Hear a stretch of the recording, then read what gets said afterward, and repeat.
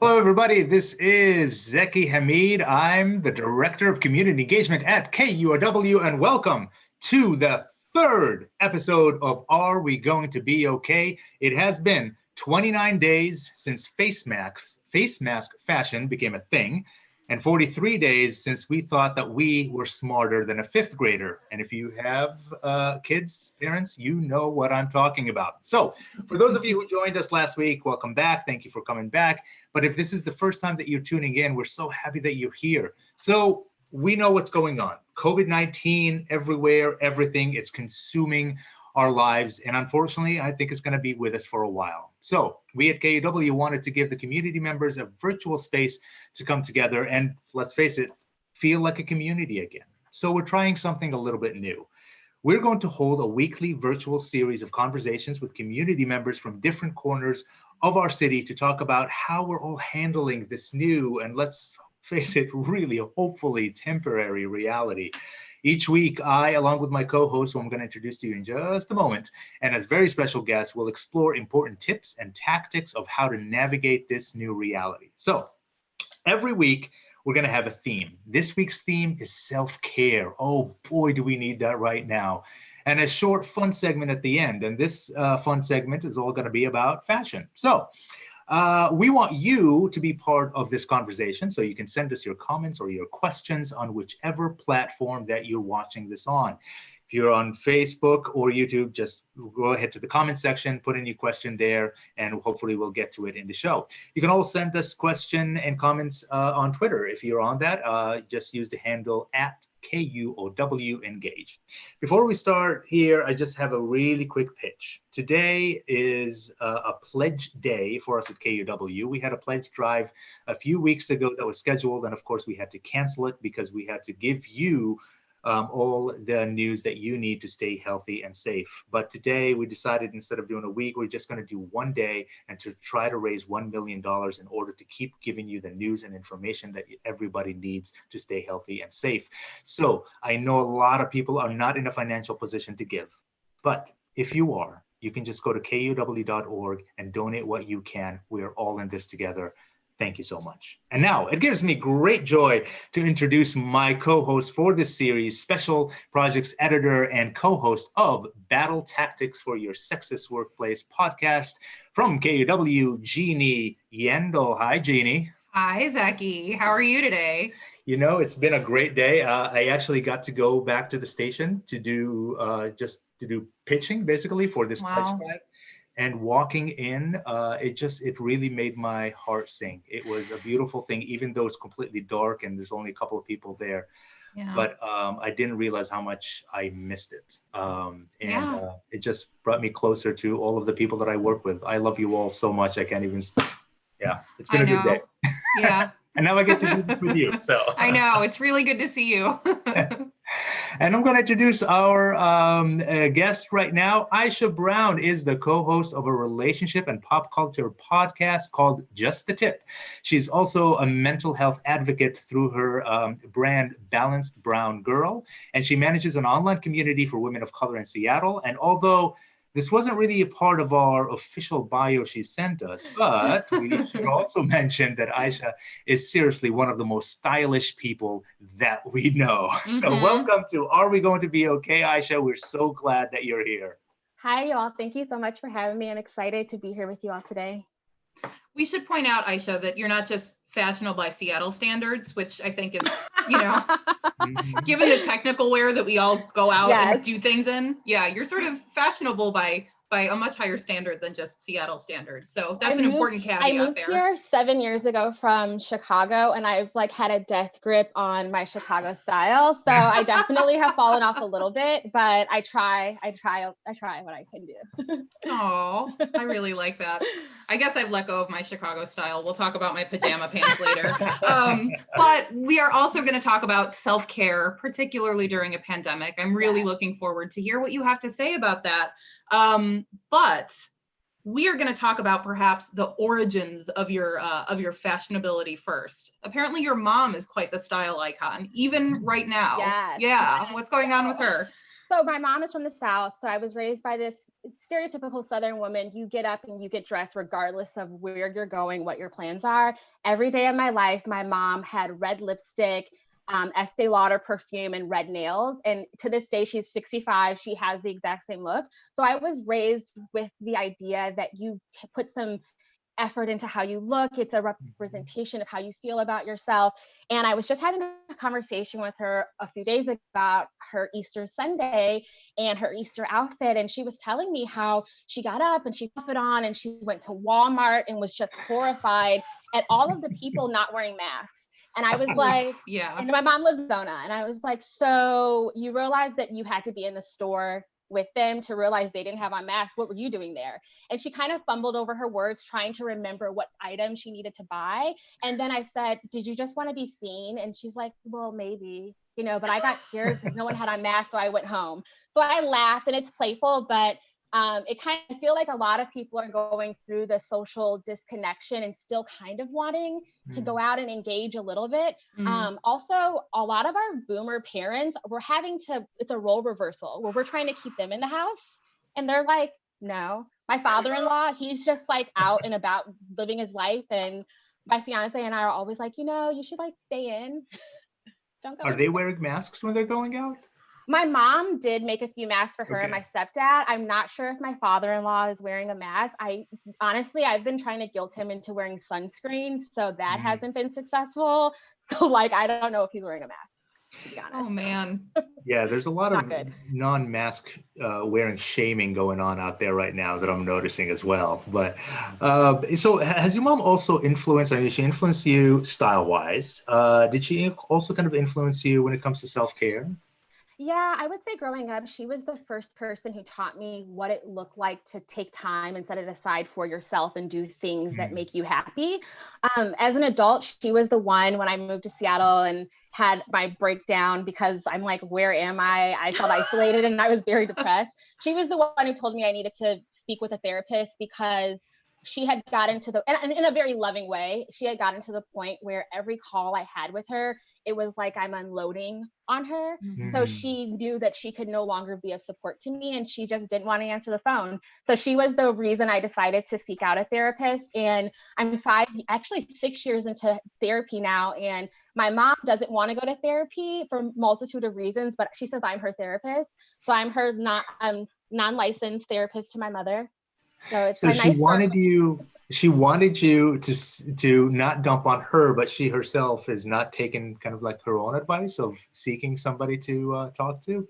I think her generation, they were just raised so differently, and they really were a generation of not necessarily having the luxury to stop and think about their life and how they feel about things. It's just not what she did, but she knew enough to not raise me with that same ideal. So she definitely broke a cycle in that regard, but I still think that there can be economic reasons, there are generational reasons, societal reasons. So I try to lovingly pass on to her the things that I've learned through therapy, and I consider it's my way of giving back to my mom. Oh, I love that. I wanted to ask you about the homework that you gave us for this. Yes. So this was, and it certainly touches on self-care and mental health. It is a Medium post by Julio Vincent Gambudo, and it's called Prepare for the Ultimate Gaslighting. It warns Americans that it won't be too long. I mean, I feel like we're seeing a little bit of this already, but he's arguing we're going to see sort of a full court press on this. The government and advertisers trying to convince us that this pandemic wasn't really that bad, and that normalcy is just around the corner if only we do the things the government or the advertisers want us to do, buy the things they want us to buy. So I wanted to ask you first about that word gaslighting. How do you define that word? I feel like this is a trigger warning for people, right? For me, when I think of gaslighting and when I describe it to others, I think of it as being made to feel crazy in the presence of facts that prove otherwise. So something is true and that it's factually true, yet you have someone or an organization or something bigger telling you that that's not what's happening. Yeah. And it's like you feel like you're going crazy, but you're actually not crazy. So this was a heavy piece to read. Why did you want us to read this piece? Why was this our homework? So I had a friend send me that just in a group chat. She shared the article, and when I read it, it resonated with me. And I thought about how I had already started seeing some commercials advertising about their love for and how much they honor and respect their frontline workers. And this is not necessarily nurses. These are like big box stores who are now wanting to just rally around their employees. And I remember feeling a type of way about it because these are the same organizations who have made headlines for how poorly they treated their employees with not giving insurance, not giving fair pay. And so it just felt really upsetting to see this advertisement.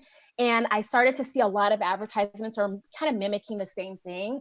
And, you know, full disclosure, I have a background where I worked in advertising for a major media company for years. So I kind of worked in the thick of it. And it just triggered me in a way that they're pandering. And it doesn't feel genuine because these are the same people who have been the backbone of your organization, who you fought really hard to not treat fairly. And when I read the article, it resonated with me that, okay, this is why I'm starting to feel this. This is the first wave, I believe, of advertising that we're seeing where we're rallying around our employees and our frontline workers. But there was just, you know, like protests, and there were just strikes for medical, you know, professionals, and there's all these things that are happening, and it's quick to forget what just happened. So anyway, when I read the article, I thought this is also going to come, and we're all going to be in a situation where some states are opening back up. We're already getting messaging that's saying, you know, go back and live your life because that's what's going to make you feel good. That's what's going to make you feel normal. But nothing about this is normal.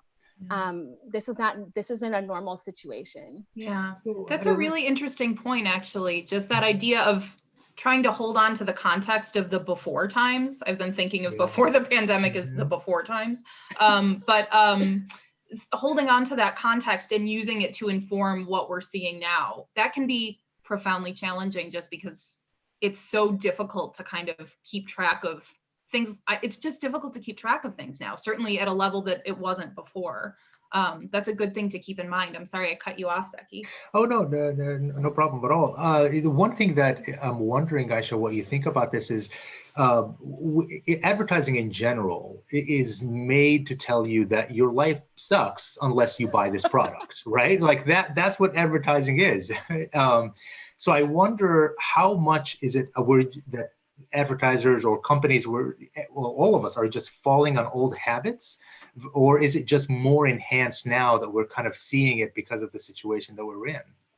I think that advertising has always wanted to use the power of storytelling and to make an emotional connection with people, to really show you that this product can solve a need that you have. So it's not inherently negative, or, you know, it's not all, there's a lot of good that comes out of giving people access to a product that actually can improve their life. But I just feel as though the advertisement I've seen has just been in direct conflict to the values and actions that organizations have shown based on real things. And that's where I think that's where I struggle, because there's a huge disconnect. I would genuinely hope that we come out of this time changed, and maybe this was the moment that we needed for people to reconnect and re-engage and have that compassion. And maybe it won't be pandering, maybe it won't be disingenuous, but I think we'll see what it looks like in a year. So to kind of just follow on that a little bit here, there's another article that I was just reading yesterday, a piece by, and I hope I don't butcher this author's name because he really is brilliant, Viet Thanh Nguyen, in the New York Times. And the author was arguing that putting the situation through the lens of the narrative structure of a story. So saying that in the middle of the story is usually when the hero meets a worthy opponent. But the author was arguing that we're not actually in the middle of the story, but rather at the end of the first chapter. And this is I thought was so interesting, that the virus itself is not the opponent or the enemy, but rather our response to it is. So I have a two-part question for you, Ishea. Let's start with this one. Where do you think we are in this story? Gosh, I mean, most people don't even know what day it is, I don't even know what day it is. I've been counting it by weeks, to be fair. So like, where are we in the story? I think that we are somewhere in the middle. Like we're before like the pivotal moment, but I still think that we're somewhere in the middle. Being from Chicago and having so many friends in Chicago, living in Seattle, we were a month ahead of them. So things that I had friends who were still going to work, and I was like, no, don't go to work. And this is a month ago. And so now it's been interesting. If you are on social media, or if you have friends and family across the country or world, you see this wave of information happening. And it goes to show like, oh, I'm trying to use the information that we have from living in the future to help other people. So I think that we're all in different chapters. I think we're all over the place. And because we haven't necessarily had the best collective response as a country, we've all been isolated in different counties or cities or states to respond. So we are I don't want to say hot mess, but we are all we're in different chapters. We may be in different books. Some states are not even in the library. They're somewhere else. Yeah. So That's if really we're interesting. looking at this from, we're talking, we're going to talk about self-care here, but if we're talking about care, not just personally, but as a community, as a, however you define that community. And this might be kind of a dark thought, but, but I want to see what you think about it. Let's say that years down the road, and then if it's true that the enemy is not the virus itself, but our response to it, years down the road, when we look back at this moment, do you think that we're going to be proud of what we did or ashamed? I think that's a question each individual asks themselves. And even before the pandemic happened, we've been in a very polarizing time in our country's history.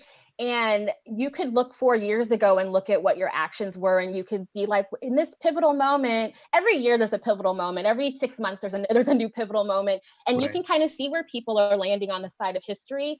And I think people like to look back to maybe civil rights or something even further and romanticize what they would have done. But we're essentially living in times where we are faced with similar issues of right and wrong, and you see what people are doing.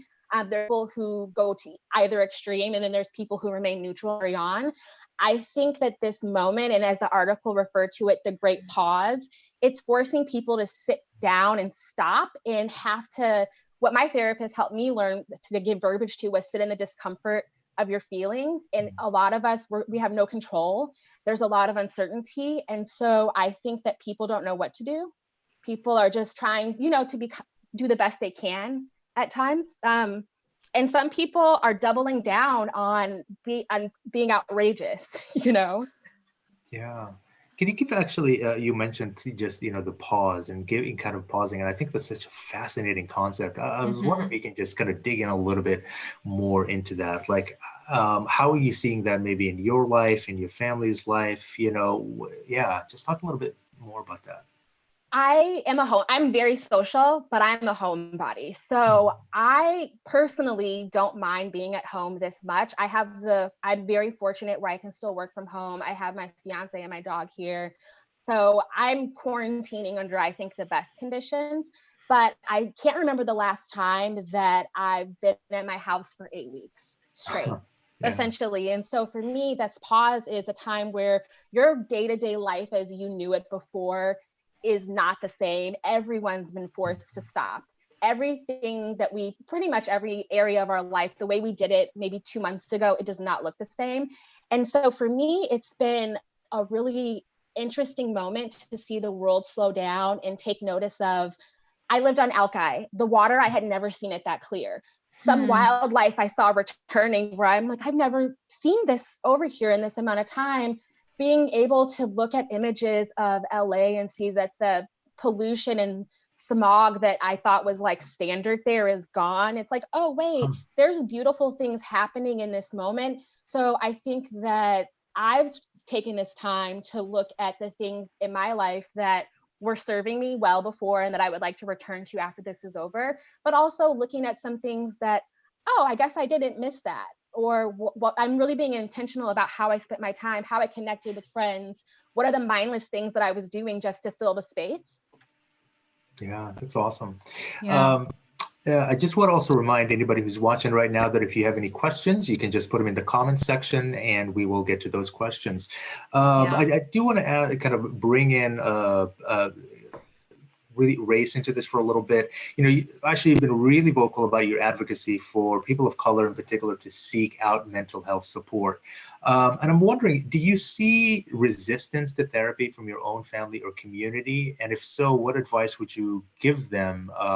What would you tell them to be a little less hesitant to seek out therapy? Because that's been very true for me. I resisted it for a long time. It's actually thanks to you and a segment that you did for KUOW a while, where my wife said, "See, I told you so. You should do it."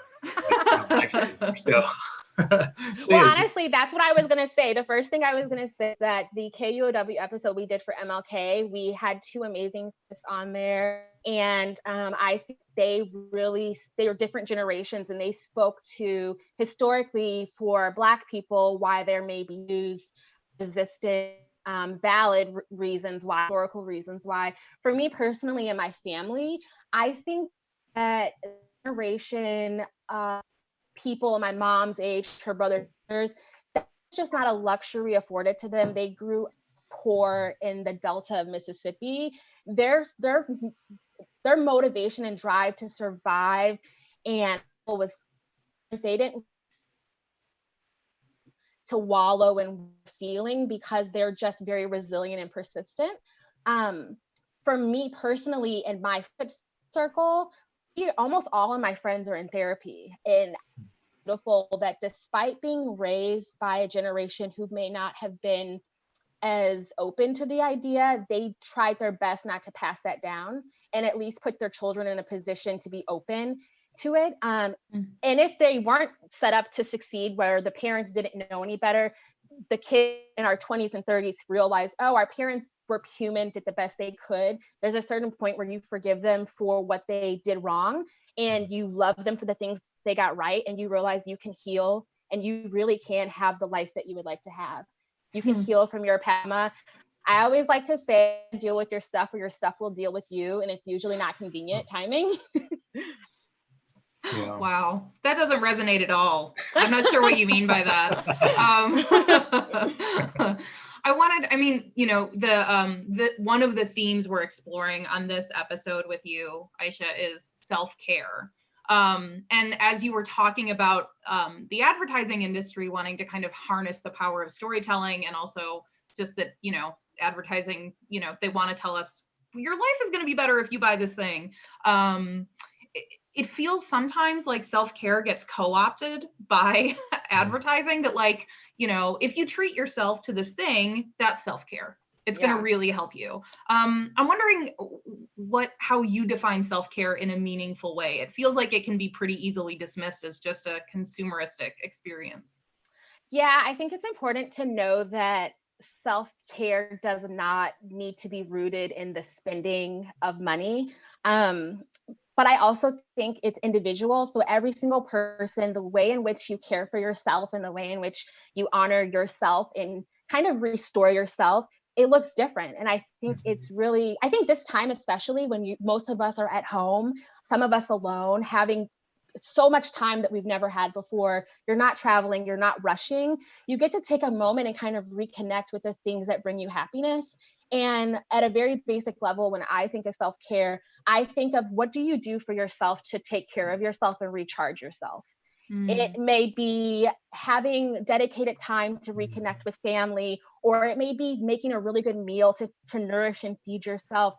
I'm historically terrible at feeding myself. My fiance cooks almost all our meals. And so the running joke is like, if he is busy or he's in his master's program, if he's busy, he's like, you will eat popcorn and have Pellegrino or something. And so I'm like, well, food isn't really the way I care for myself. But what I will do is take a bubble bath, pull up all my YouTube design videos, make an appointment with my therapist, go for a walk with no headphones on so you can just hear nature. It looks different. And I really would urge everyone to try to in such uncertain times, and I hate the fact that everyone's using this term uncertain times, challenging times, but in this moment where we have no control and we're kind of being isolated and dealing with things that are so different, I would encourage everyone to really journal and just take note of a few things you do each day that maybe made you feel joy.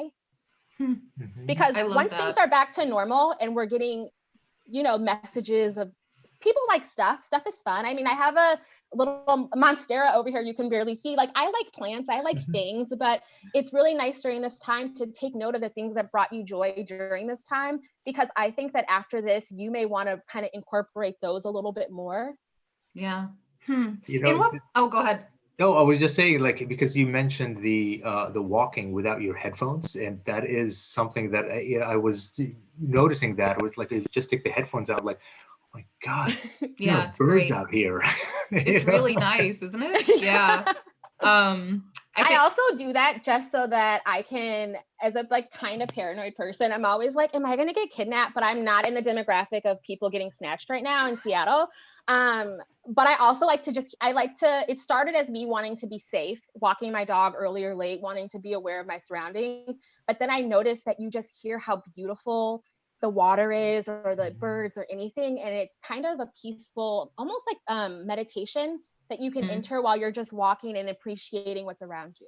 Yeah, that is somebody who is, I'm very sort of audio focused. It's been my job for 8,000 years at this point, but not listening to something else while I am outside has really introduced me to just how expansive things are. Your world closes in when you're listening to something else. Are there any sounds that stand out to you that you've heard that you're just like, oh, what's that? There is a very tiny bird that is not a hummingbird that comes in the apple tree in my backyard and sings. And both my daughter and I have noticed this. And every time we see them now, when we go out there and just stand there to listen to this song. And it's just a few notes and it repeats. But I've never noticed it before. And it's so lovely to be able to notice it now. Yeah. Having you say that, it makes me think of my mother-in-law gave us, actually maybe my sister-in-law, but we got binoculars, and my fiance, his name's Mike, we joked about turning into people who are bird watching now. We're like, okay, in week 9, we're bird watchers. So we're like, we're going on these walks with the dog, and I'm like, let's bring the binoculars. So like, what bird is that? I've never seen that before. So I'm into that. My 7-year-old brings her binoculars into the backyard to bird watch. Yeah. Nice. I'm your 7-year-old. Yeah. And we just make up names for the birds anyway. That is part of my self-care process right now. I wanted to ask you though, how you think you've changed since you started really focusing on caring for yourself. Like how you're different from Ishea, 7 years ago. Well, for all the people who knew me 7 years ago, my friends are no longer having to stage little brunch interventions because I'm spiraling out about things that don't matter. I think that therapy really taught me that I'm highly emotional, and I love zodiac signs. So I'm like a Cancer and I'm so emotional, but I learned that my feelings weren't facts. And so I learned how to honor what I was feeling, acknowledge it, and release it, but not to become so, it's your feelings are like water, and it's okay. But if you try to like build something in water, it's not solid. Facts are solid. You can build in something solid. So for me, it helped me to understand, like, okay, this is just an emotion. In 20 minutes, I may feel different, but in 20 minutes, the facts won't be different. So that was one thing. It also helped me to learn what triggered me. So before, I had the tools to understand, like, okay, this is a situation that may trigger me. This is what it feels like before I get triggered. This is what it's like when I'm spiraling all the way out. And this is what it looks like to try to remove myself in the middle of spiraling, which is usually not good. Before, I would have been probably super depressed, not really understanding the fact that there's so much out of my control, and trying to control things in this moment that I have no control over, then getting frustrated or not understanding the ways in which I can become really depressed or I can become sad about things, and not knowing ahead of time how to take care of myself. Yeah. So I know I worked from home for a year years ago. And so I understand that for me, I need a routine. for a year, I would wake up, roll out of bed. I had no boundaries with work. I would start working, work all day, and then take a shower at 5:30. And it was cute for a little bit, but then it's like, it's 6 o'clock and I haven't brushed my teeth and it's 6 p.m. and I might as well just go to bed. So Yeah. I know for me, it's helped to have a little bit of a routine. And if I didn't already have that experience through therapy and through experience of working from home, I probably would be a hot mess right now, not getting dressed, which I like getting dressed, not doing my hair, maybe not engaging with my friends as much. We've been doing regular virtual happy hours, a virtual game night. There's a lot of cool things you can do online. Thank God it's not 1918, right? I mean, That's a really good point. That's a really good point. We'll probably read a lot more if it were. I mean, I think on TikTok, someone made a video saying in 1918 they're begging their papa to watch the candle burn all the way out that night. So at least it's not 1918, right? Oh my God. Okay, well, I feel like I have a little understanding of this, but I am curious how you think, how pre-self-care Ishea would have handled, to quote you back to you, these uncertain times. No. How do you think she would have managed this stress beyond never brushing your teeth? I just didn't manage my stress well. I spiraled out. I didn't have a regular outlet. I kind of used my friendships and dumped on them. And although friends are an amazing resource to engage with and to share how you're feeling, it needs to be a balanced friendship. And I was treating my friends like therapists without necessarily wanting to implement the advice they were giving. It's like, I just want to dump on you. And then for me, I release my emotions and I feel better. While other people, they absorb other people's stuff. So you leave people not feeling better and then kind of wanting to be a little bit, withdraw from you maybe. So I think I would have just been all over the place, sad, isolating, not understanding why I was feeling the way I was feeling, not having the tools to know how to identify that I'm starting to go into a sadness spiral or whatever. I just feel so happy that I've had therapy. Yeah. Yeah, that's such a good point when you're talking about dumping. I mean, yeah, I remember talking about that all the way when I was back in grad school. The director of our program was very adamant about like what's productive and what's not. And he kept kind of like dumping sometimes could have the opposite effect. There's a question here that we got from Michaela who's watching on YouTube. She says, how are you dealing with feelings of guilt during this time? She said that's something that she's struggling with.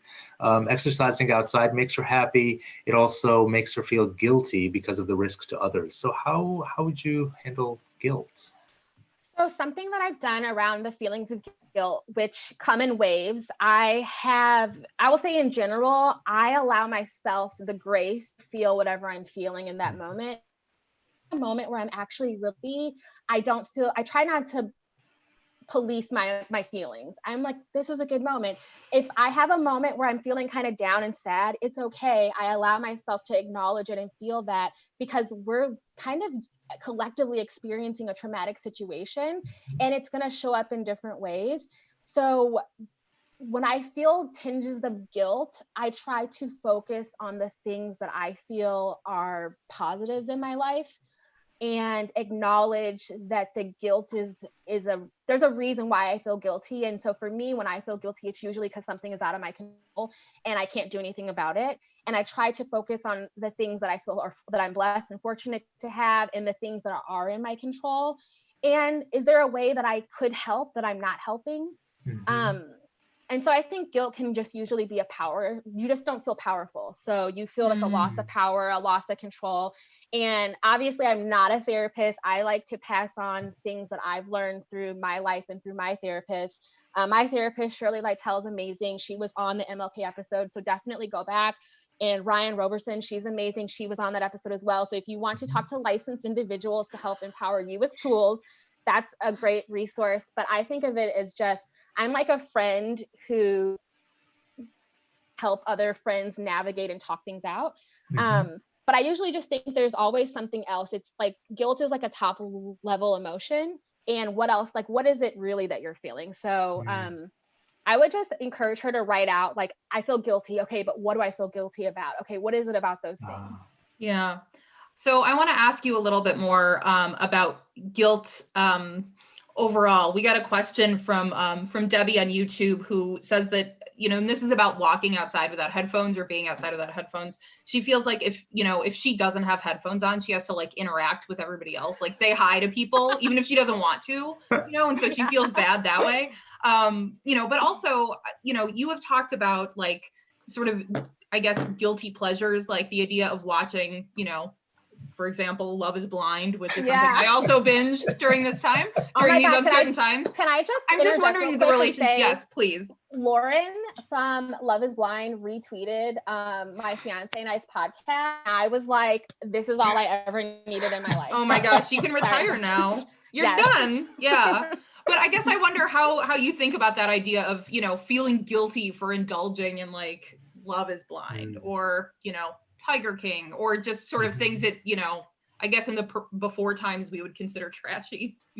Honestly, I've always loved a fair amount of trash. So I don't typically feel guilty about liking those things because I like consuming media. I find pleasure in everything from the solid journalism that KUOW and NPR stations do, all the way to being able to watch 90 Day Fiance after days. Like, I like content and I like communication and relationships. So for me, I think those are exciting.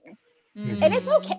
Don't feel bad. I mean, binge a little something and allow yourself the grace to just be okay and to not feel guilty about wanting to zone out a bit to something mindless.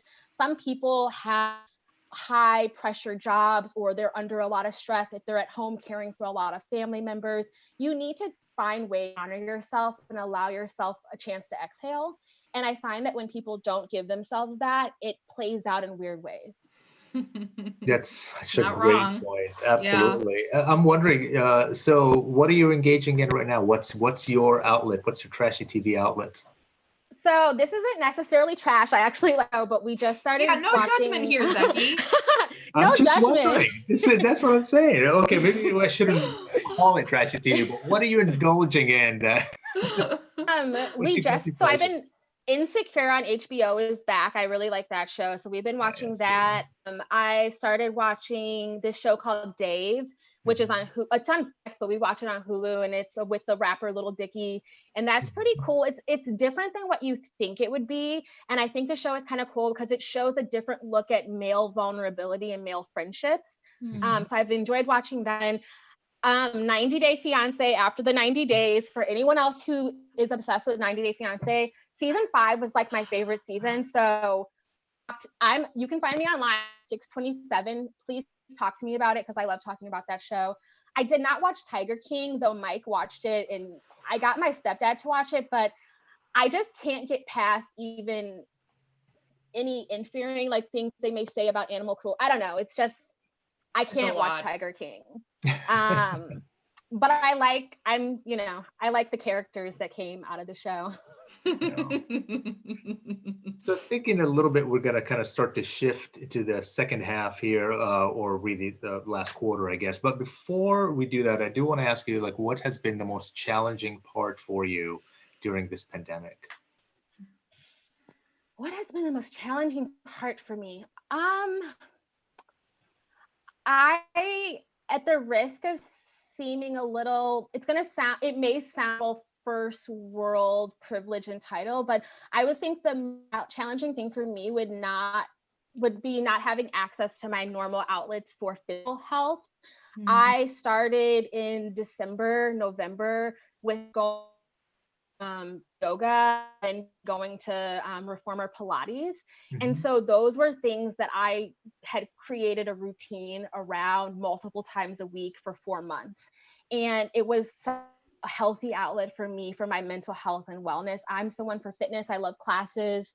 So I joined ClassPass, and I was going to Bikram Yoga West Seattle, and then that changed. And I remember when they closed, they closed the studio down, and while I support the decision they had to make and they transitioned to online classes, the biggest challenge for me has been that the ways in which I took care of my body and my mind were forced to change. And I have really struggled with finding an alternative that feels as good. So I still go for walks, and we did a 7-mile walk last weekend and it was so beautiful out, but it doesn't feel the same. And I'm not someone who can just work out at home. I look at my friends on Instagram who are killing these at-home workouts, and I'm like on the couch eating my second bag of Funyuns, and I'm like watching them work out, and I'm like, they look amazing. I can't. You don't know for sure if they're killing it. They just took a picture of one moment in time. You're right. I need them to stream it. I'm like, well, did you really work out though? Let me see the Fitbit calories. Like, what did you do? Yeah. And we want to talk a little bit more about sort of, especially how you present yourself on Instagram with your outfit of the day selfies and everything. But I do want to ask you the central question of our series. That's what the title is, and I mean, it's important to acknowledge here that even though like exercising outside is ideal, but not always easy right now, we're going to classes, there's other stuff going on here too. Many of us have lost folks during this pandemic. And I know recently you lost your uncle. I'm so sorry about that. I mean, how are you doing? Are you okay right now? How's your family? Honestly, so my family, I think, is I have a very large family. Lost her brother. He ICU for 21 days, intubated. And I think because it spanned so many weeks, there was a little bit of time to kind of mourn. The family had already been coming together, having conference calls to just what to do around his health. And we have a few medical professionals in the family, so we were at least able to have an understanding of the medical side of what was happening. But this is grieving and mourning in a way that is completely uncharted territory. Even if you're out of state and not able to say goodbye or physically say goodbye to your loved one, you can't even leave your house to give your other people a hug. Like you're not able to do things in the same way. So there's been some nurses who are so, I would say they're just amazing in the fact that they're finding moments to be able to, whether it's on FaceTime, allowing a family to grieve and say goodbye to one in the ways that they can. My family is putting together an online obituary, and they're kind of gathering stories and poems and photos and ways that the family can kind of still engage together and come together and remember my uncle. I was talking to a coworker this morning who her neighbor just passed away yesterday, and she's based in Omaha. And so her neighbor was 88 and she was cat sitting for him. And so she's taking the time to deal with that. For me, if I'm okay, I am different every day. And I just kind of wake up and I have my routine that I find some comfort in, but then I am okay with knowing that there will be a wave of emotions. Yeah, I was working, and out of nowhere, I had talked to my cousin whose father it was passed, and just talking to her and seeing a picture of my uncle and seeing his face, and he looks like my grandfather, or he, looks like my brother. I just started crying. And so I went to my fiance, and he's on a conference call for me. He's the type that always has the video turned off and is muted. So I was able to just go over there, and I cried for 15 minutes. I came back and was like, okay, so am I okay? All things considered, yes, I'm doing really well. I feel very fortunate. I think I'm in the best case circumstance in a global pandemic. Thought that we would plan it out, but like a lot of people, I've lost someone in my family, and I had friends out here who diagnosed, but it was like a light cold. Their symptoms weren't severe. So I didn't think about it as seriously until it hit my family. And my uncle was relatively healthy, but just had a pre-existing condition. This is great. I'm really hearing that you're really allowing these emotions to kind of go through you rather than kind of suppress them. And I know that's a very healthy thing. We're going to go ahead and shift it a little bit to talk about fashion in the context of self-care, but really quickly, maybe in about 30 seconds, can you give us just like 2 or 3 tips of self-care that we can practice right now? Yeah, I would say one, if you wake up in the morning and just exhale and have some grace with yourself, that the feelings that you have, you're going to just let them come up, and just for one day, try to not stuff anything down. If it requires you to kind of go and have a moment somewhere else in your home, do that. I would say that's one thing. And also just creating a routine. And I know that some people love routines and some people are like, leave me alone, I want my freedom. But if you just try to create a little bit of a routine for yourself, and it can look however you want it to be, I think that that's something that truly helps, especially for people who are still working from home or who are watching children from home. Perfect. Yeah. I will take that routine thing to heart as I try and navigate this with a kiddo at home. Yeah. For sure. Yeah. So I think we should probably shift to that segment. Do you want to take that away, Jeannie? Yeah, for sure. One of the things that we talked about as a team getting ready for this show, Ishea, was we went back and forth a lot about the idea of fashion as self-care. And I feel like I was sort of the grouchy naysayer, because I was like, I'm in pajama pants all day long, all the time. The getting dressed for work thing does not work for me. Like, I have strong feelings about this. And I know that you also, I think it sounds like you had a friend recently who kind of wanted to come at you about your own thoughts of, around fashion as self-care. What was that debate about? I'm hoping this friend is on the same side as me.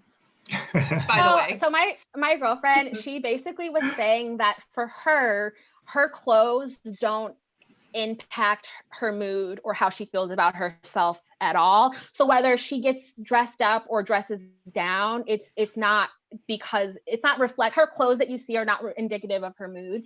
And I know that that's how, obviously we're all different, everyone's going to feel different, but I do kind of challenge that and think that the majority of people, if you put a little effort into what you are putting on and how you look, not saying what it has to be, but I've never met someone who like put on an outfit or put on a red lip and felt worse.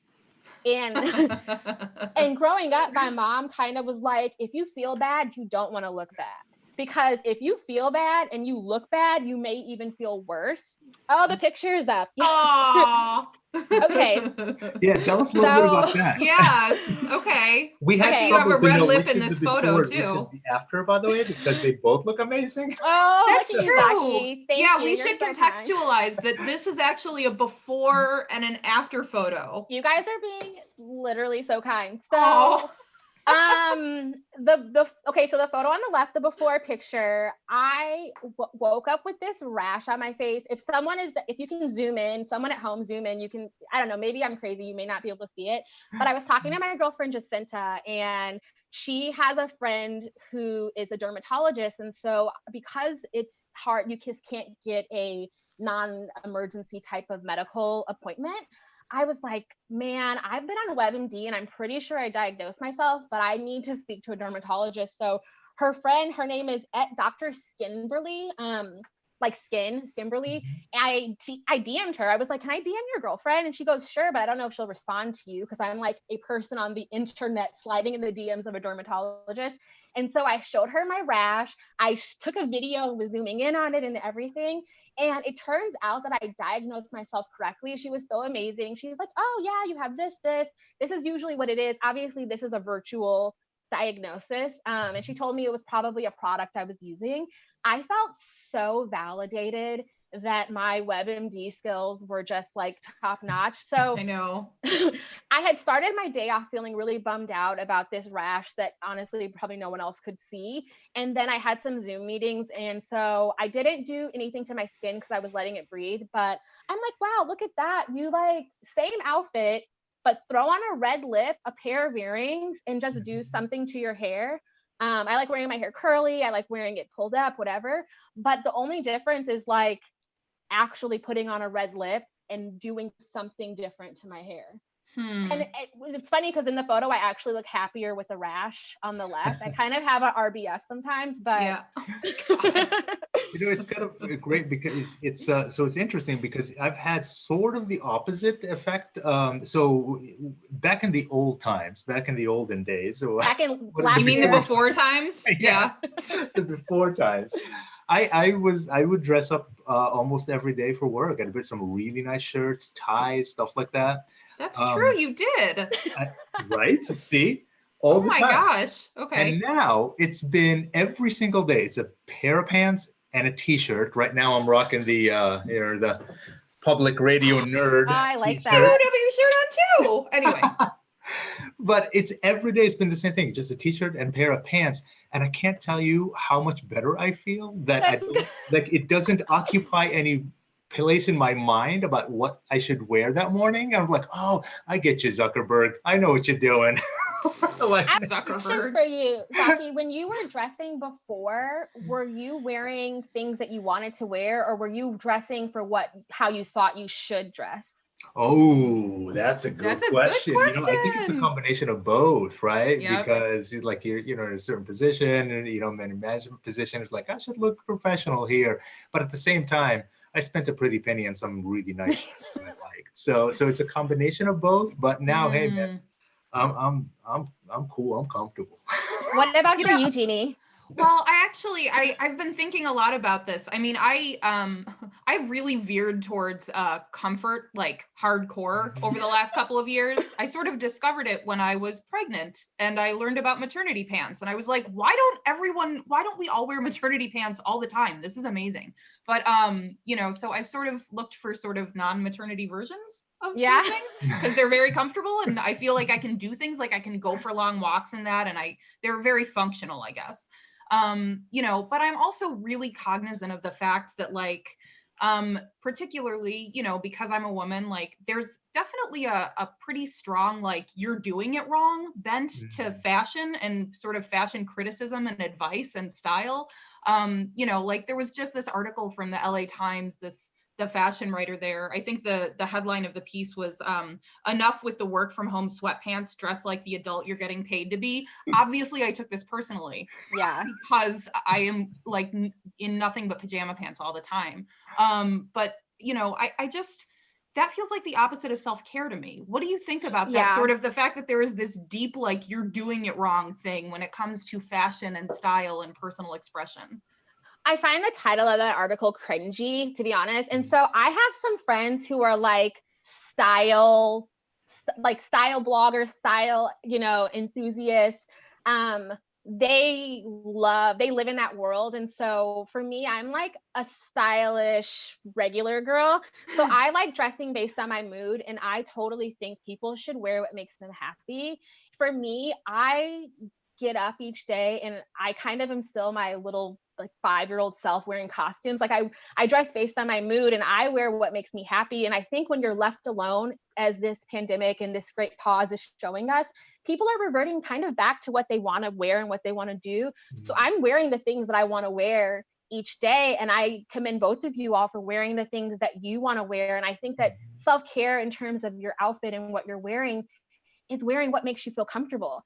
I don't think that wearing sweats is a bad thing. For me, it would, if I'm wearing sweats more than a few days in a row, people would look at me and be like, well, what's going on? Because that's abnormal for me. This whole, work from home quarantine, my fiance has lived in sweats and a t-shirt and, a hoodie every single day. He calls himself Comfy Man, and he loves the fact that he doesn't have to. I know, it's so Comfy Man. He has leaned into it very hard. And so in his normal life, he is in finance and he has to wear a suit, or not a suit, but like a button down and nice pants. And he transitioned out of being an ICU nurse, bedside care. So for him, he lived in scrubs.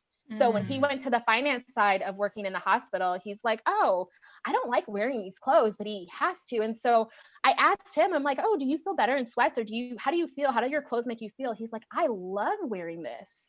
He does his job just the same. He's happy. I do have to sometimes be like, you've had that hoodie on for 2 or 3 days. Like I've watched him eat and then go like this. And I'm like, camper. So last question before we kind of get to final thoughts. So I'm wondering, you put a lot of photos of yourself on Instagram, a lot of selfies on Instagram, different outfits, and obviously it's related to fashion. Tell us a little bit about why do you do that? So honestly, I started blogging back in like 2008. I was like 2008 for those old enough to know the beginning of internet bloggers. So for me, I've always been someone who really loves connecting with people and just being social. And I've always enjoyed sharing my experience and connecting with others through that type of vulnerability and transparency. And for me, more recently, I've always liked sharing fun outfits and fun little snippets, but I realized working from home, I think in my third week, I need to get back into my routine, which is get up, make the bed, brush my teeth, like take a shower, get dressed like I'm leaving the house, just because it instantly made me feel like myself again. And that's when I started sharing my quarantine looks, my quarantine fashion outfit of the day post. And it actually made me feel like I had a sliver of my the before times. I had a sliver of normalcy for me, because that's what I would have done before. So I think that for everyone else, if you are someone who enjoys wearing a certain thing, try getting up, still taking your shower, brushing your teeth. Brushing your teeth is a big thing. Like, just brush your teeth, start your day, and put on that thing that will make you happy. Even if it's sweats, just make sure they're clean. Sweats are easy to like live in and recycle. I know. It's true. Pajama pants are too. Yeah. So Ishea, if somebody wanted to see some of your quarantine selfie looks, they can find you on Instagram. What's your handle again? My handle is @627, spelled all the way out. And that's, my birthday is June 27th. So people will always be like, what does that mean? Is it a steeper thing? I'm like, no. It's my birthday. Yeah. My birthday. Ishea, I think we would keep you here for another hour if we could, but we need to wrap up. So we're going to thank you and remind everybody that Ishea, in addition to posting quarantine selfies, is also the co-host of the podcast, Just the Tip. It's a podcast about relationships and pop culture that you host with Comfy Man, your fiance Mike. With Comfy Man Mike. Yeah. Also known as Nurse Mike. Also known as Nurse Mike. I love that he has so many different monikers. That's really great. Can we add Hero Mike since he's a nurse? Yeah, sure. Yeah. This is a weekly show, and we're planning next week at 1 p.m. Seattle time, right here on Thursday the 30th, right here being your computer screen or your phone on YouTube or Facebook Live. We'll be talking with Anila Afzali. She's the Interfaith Community Organizer and Executive Director of the American Muslim Association. You can find more information and register for that episode at kuow.org/events. And obviously, every week we get some homework that our guest gives us, so we can kind of talk about it. And if you want to catch Anila's homework ahead of time, just go. We're going to be talking about faith, fasting, and Ramadan during the pandemic. And by the way, for all my Muslim brothers and sisters out there, happy Ramadan. It starts tomorrow. It is one of the most joyful months of the year. So maybe that will bring a little bit of joy to people's lives during this pandemic. But you can find the homework or the article that Anila wants us to read in the registration link, which can be found at kuow.org/events. You can always email us your thoughts on today's episode or any ideas for future episodes at engage@kuow.org. You can always tweet us at KUOW Engage. And as long as you're at kuow.org, just a quick reminder that we're doing a one-day fun drive today to keep KUOW strong. As Ishea rightly pointed out, there is a difference between trying to build something in water and trying to build something on facts, and that facts are firm. And we deal in facts at KUOW. And if the reporting and context that you've heard from KUOW matters, if you are able to support it today, it's something you do for yourself and everyone else in the community. You can do that at kuow.org, or just click on the links in the comments on Facebook or on our YouTube page. Ishea, before we go, do you have any final thoughts on self-care or fashion during a pandemic you want to share? Yeah, I just want to remind people to be kind to themselves right now. And I'm a control freak, and there's a beauty in letting go and just going with the flow. It's a wave. We're riding this together. And just be kind to yourself, be kind to each other. Take the time that you need. Get up, take a shower, brush your teeth, put on something cute. And if you take the photo, share it with us on Instagram or on Twitter. We'd love to see your looks. KUOW Engage, you all shared your looks yesterday, and I actually loved seeing what everyone was wearing. Also loved being like spying on people's homes and seeing how great the backgrounds look.